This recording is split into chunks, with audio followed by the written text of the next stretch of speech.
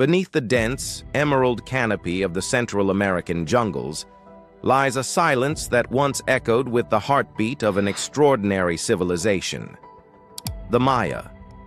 To walk through the abandoned cities of their world today is to wander among giants of stone, towering temples, weathered stelae, and palaces whose walls still whisper the ambitions of kings long gone. But here's the enigma.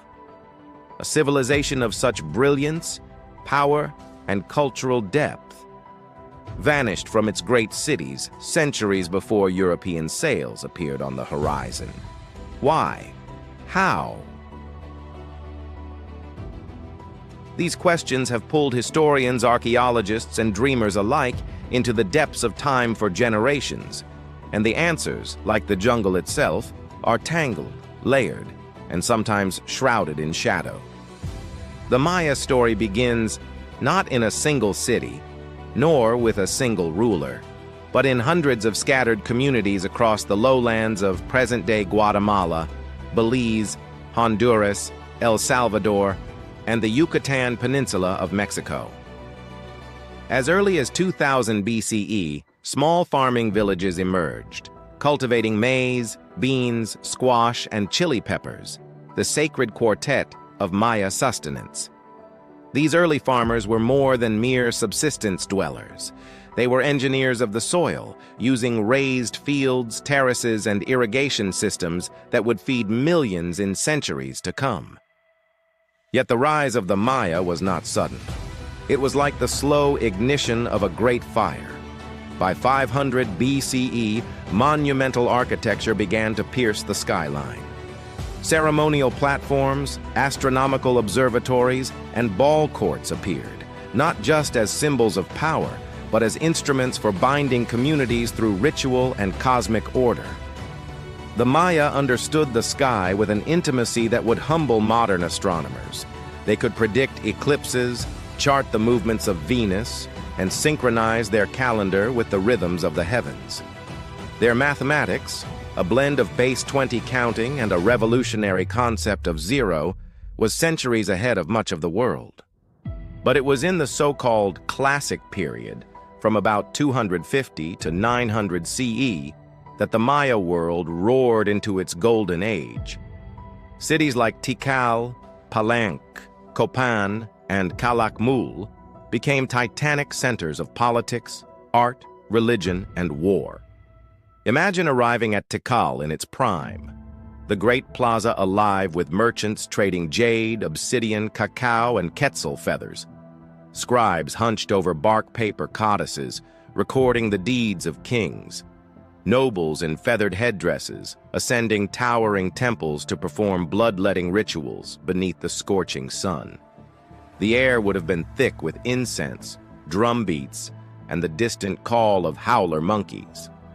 At the heart of Maya life was a cosmology that bound every act, from planting crops to declaring war to a sacred order of time.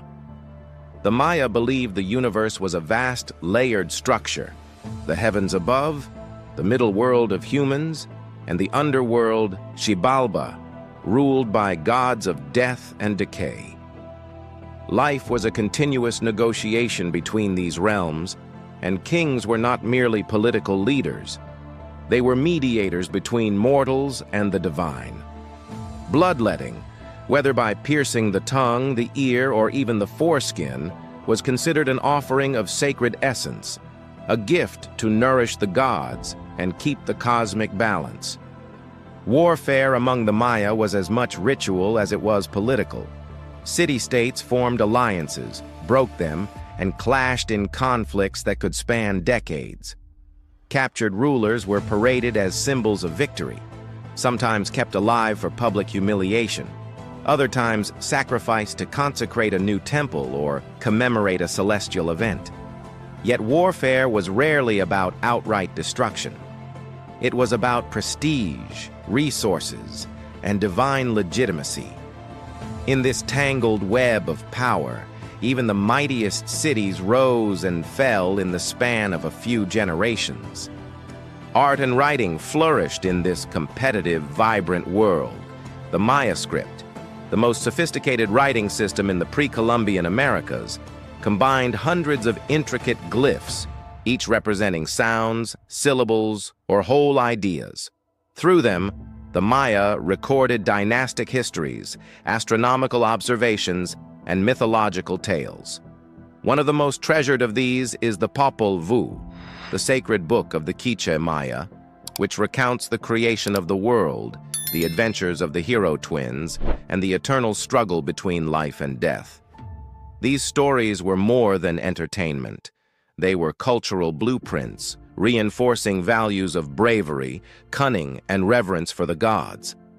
And yet, beneath this glittering tapestry of achievement, something dark stirred. From the 8th century onward, signs of strain appeared. Monument building slowed. Rivalries escalated into drawn-out wars. Fields, once fertile, began to fail in certain regions. Recent evidence points to a series of severe droughts that may have crippled the agricultural base. Without reliable food supplies, populations in many lowland cities began to plummet. Some scholars suggest that environmental degradation, deforestation, overfarming, and erosion worsened the crisis. Others emphasize the human cost of endless warfare, captured laborers, disrupted trade routes, and shattered alliances. By the 9th century, the collapse had begun in earnest. One by one, the great cities of the southern lowlands were abandoned. The jungle advanced, swallowing plazas and temples in green silence. But to speak of the Maya disappearing is misleading. Their culture did not vanish, it transformed. In the northern Yucatan, cities like Chichen Itza and Uxmal rose to prominence, blending older Maya traditions with influences from central Mexico. Pilgrimage centers continued to attract devotees. Farmers still tended their maize, still honored the gods, still told the stories of the hero twins. The arrival of the Spanish in the 16th century brought new upheavals, epidemics, forced labor, and the systematic dismantling of Maya political power. Yet even under colonial rule, the Maya adapted, preserving elements of their language, rituals, and worldview. Today, millions of Maya descendants live across Mexico and Central America, speaking dozens of related languages, practicing traditional agriculture, and celebrating a fusion of ancient and Catholic festivals. The ancient calendar still marks time in some communities, a quiet testament to a civilization whose roots run deep. To stand in the shadow of a Maya pyramid today is to feel the weight of both their achievements and their mysteries. Consider the Temple of the Inscriptions in Palenque, where the tomb of King Pakal the Great lay hidden for over a millennium, sealed beneath a stone slab engraved with an intricate vision of the afterlife. Or gaze upon the jaguar-adorned ball court of Chichen Itza, where the echoes of ritual games still seem to linger. These are not just ruins, they are chapters of a vast human story written in stone, awaiting those who care to read them. The question of why the classic Maya collapse remains one of archaeology's most debated puzzles. Was it drought alone, or a lethal cocktail of environmental stress, political fragmentation, and social upheaval? Each excavation, each deciphered glyph, adds a brushstroke to the picture.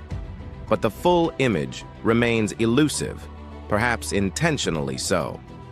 The Maya understood that time was cyclical, not linear, that endings were also beginnings.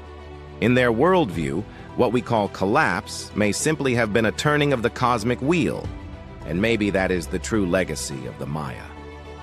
Resilience. For all the grandeur of their temples and the genius of their astronomers, their greatest achievement may be their survival. Through centuries of change, conquest, and challenge, their identity endures. The markets of modern-day Chichicastenango, the weaving patterns of highland villages, the taste of fresh-made tortillas cooked over an open fire, these are living threads woven from the same cloth as the ancient world. So the next time you hear the rustle of wind through the jungle canopy, imagine it carrying the voices of those who once charted the stars, who built cities in harmony with the cosmos, who believed that every stone, every drop of blood, every word spoken had meaning in the great dance of time. The Maya are not gone. They are here, in the land, in the language, in the very heartbeat of the Americas. Their story is not just history. It is a mirror, reflecting both the brilliance and the fragility of human civilization. And as you ponder that mirror, ask yourself, when future generations look back at us, what will our ruins say? Will they whisper of a people who lived in balance with their world, or will they tell of ambition untempered by foresight? The Maya have already given their answer, carved into stone and buried beneath centuries of earth. It is up to us to listen. Like,